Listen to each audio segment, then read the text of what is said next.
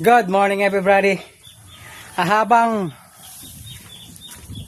namumutol kami ng kawayan, may nakita yung isang kasama ko dito, sawa. Teka, tignan natin. Pumulupot siya sa may net ng manukan ko. Ito, tignan natin.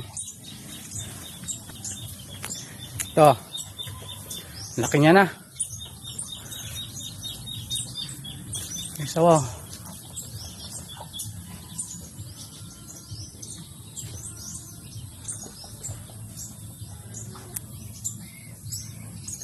Siguro naghahanap ito ng makakain na manok. Yan, dito yung mga manok ko eh. Mga sisiw, pato, mga nagmimisa. Ayan. Kaya siguro hinahanting niya mga to kagabi.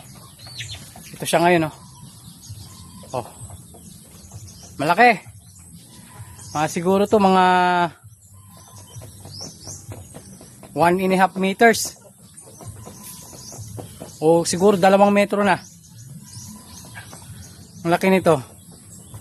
Ang problema, kung paano namin uhuliin.